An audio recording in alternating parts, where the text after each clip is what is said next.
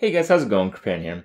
So as you guys know, I am a little bit of a fan of the possibilities, all the crazy stuff that can happen in terms of design in Hearthstone, because the engine, the way the game works, allows for such amazing options, such amazing possibilities.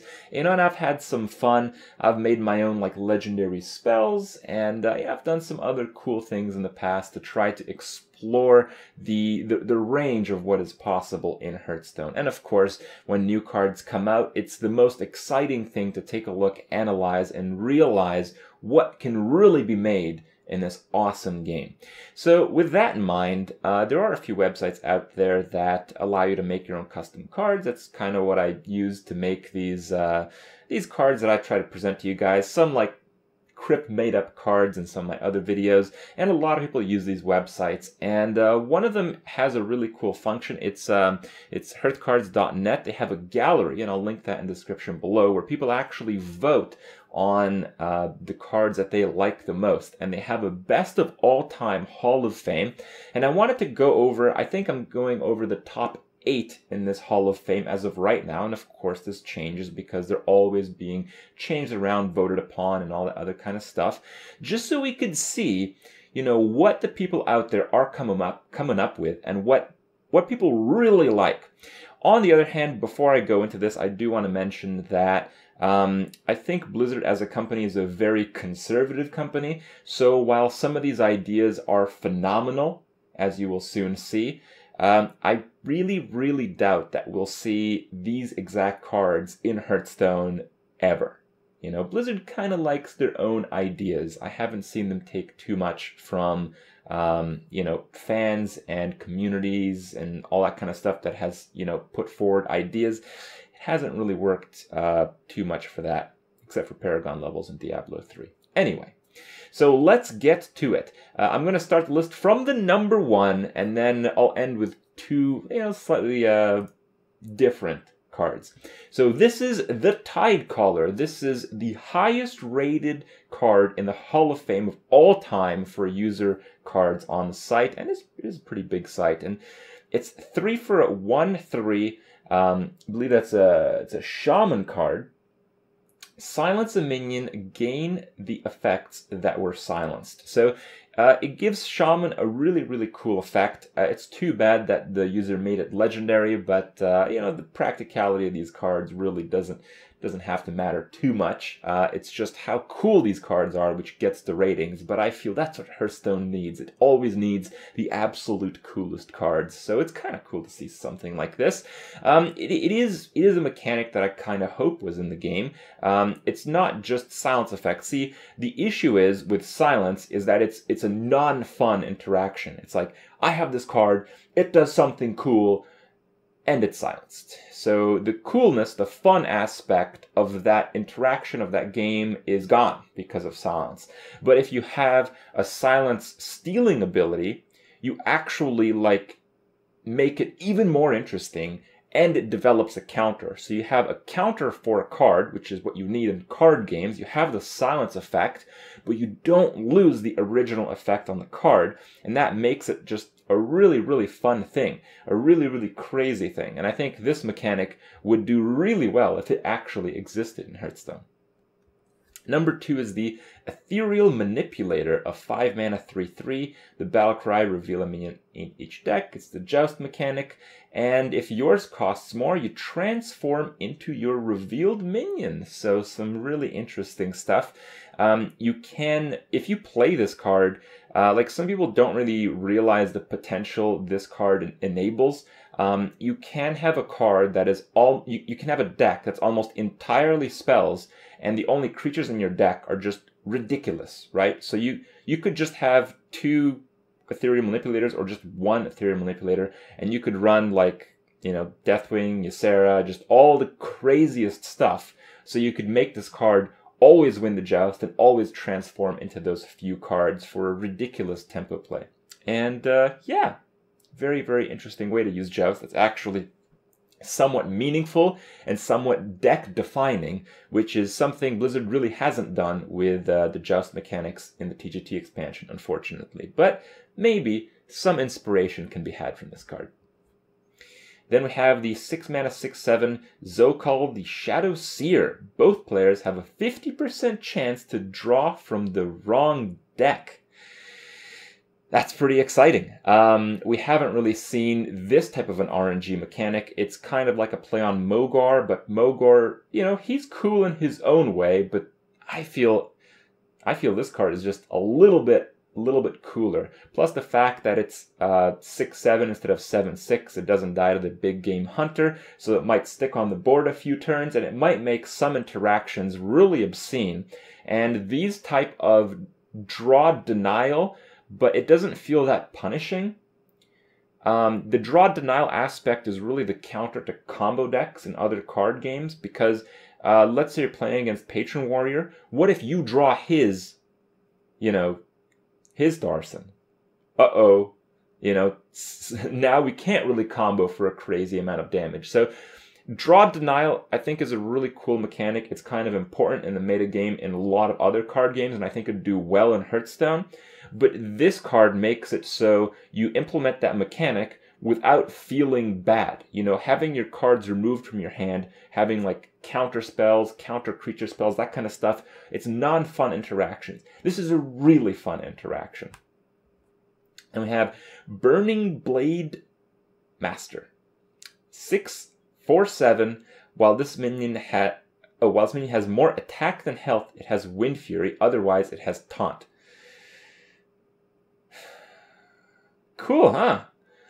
So basically, it's a 6 mana 4/7 taunt, and then when it gets hit, it no longer has taunt, but it's still a huge threat, so you probably still want to kill it. So it's basically like a 6 mana 4/7 taunt, but with like a wild factor, with a twist. And this situational keyword kind of idea is a really cool one. It feels like a whole new mechanic, and I feel like out of the cards that we've seen so far, this might actually be one that Blizzard could use in the future, because it seems like one of those next logical steps, So pretty interesting stuff. Then we have the first spell, Mass Teleport. It's a 9 mana mage spell. Puts 3 random minions from your deck into the battlefield. So that's a pretty interesting one, because again, you can kind of make a deck that, well, let's say only has like 5 minions, and you specifically stall the game out with Freeze's board clears to play this card, and then the 3 kind of work together in some crazy way for you to instantly win the game. That would be pretty sick. So, yeah, love it. Next up, we have High Overlord Saurfang. For 13 mana, you get a 6/8, but he costs 1 less for each armor you have, which is kind of cool because most warriors play very defensively in the first few turns. And if there ever was like a control warrior versus another control deck game, the other control deck might choose to actually burn cards to do armor damage in order to prevent High Overlord Saurfang from seeing play. Other than that, you might see some pretty cool plays with some after some crazy armor smith turns. So overall, a very cool mechanic. I really like the cost 1 less mechanic that we already have in the game. I think it's amazing, but it's generally on some really shitty cards. So I'm hoping that improves a little bit. Obviously, you don't want to improve it too much because it's a mechanic that can get wildly out of control.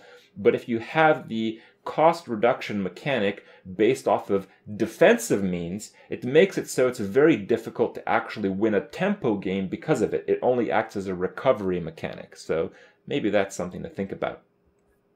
And we have another giant.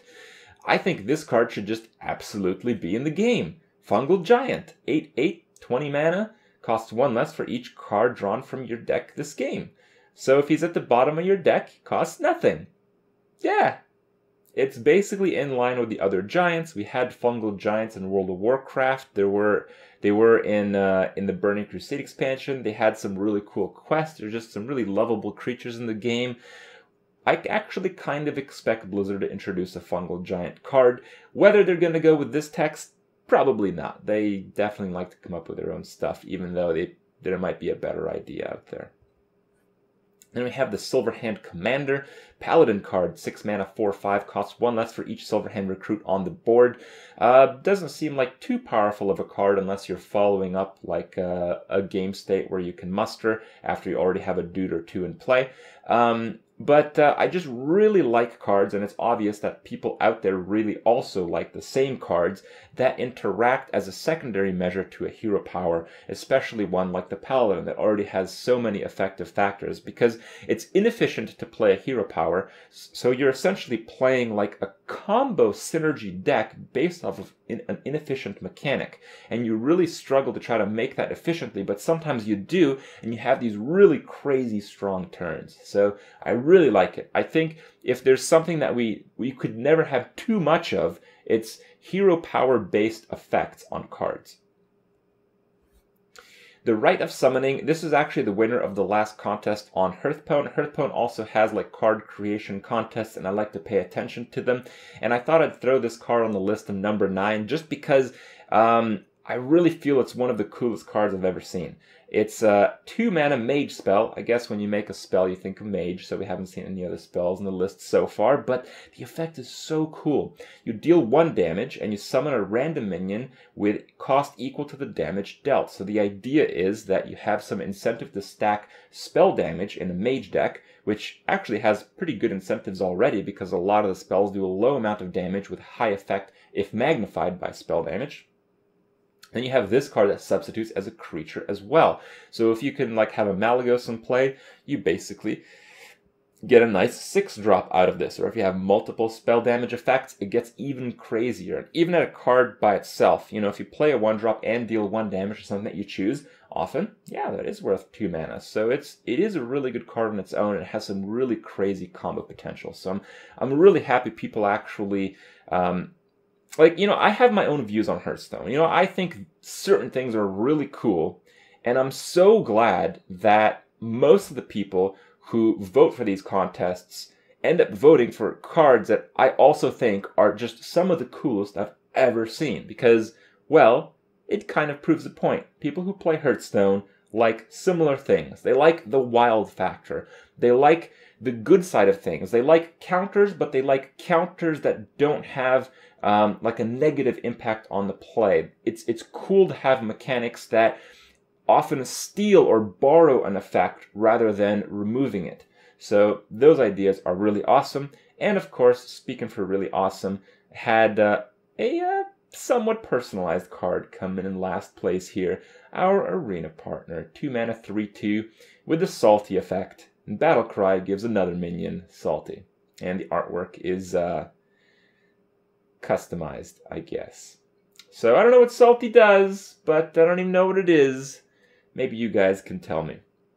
Overall, it's great to see agreement and excellent ideas from the Hearthstone community. And, you know, out of all the games that I've played, I've mentioned it several times that as a game, you know, Hearthstone, it's a great game. I don't know if it's the best game I ever played. I felt like I've played like better games in the past, but some of the best gaming experiences that I've had are in World of Warcraft, and World of Warcraft is also not the best MMO I've ever played, but it had such an amazing community, and the community aspect to a game basically pushes it ahead of the others. And I think that's why Hearthstone right now is such an amazing game, such an awesome game, because the community has such great ideas, they have such great discussion, they really understand the game so well, and it makes it so very frequently you see this stuff, you see cool decks, you see cool interactions, you see cool highlight reels, and it's so encouraging to be part of that. So thank you guys. Thank you guys for submitting your cards to the site. Thank you guys for showing your creativity, what's on your mind about Hearthstone, and yeah, don't stop. Keep a good thing going. Thanks for sharing the cards. I'm glad you guys seen them for the first time, probably enjoyed them, probably got a bit inspired about what is possible in the game. And keep on playing, enjoying, and I'll see you guys tomorrow.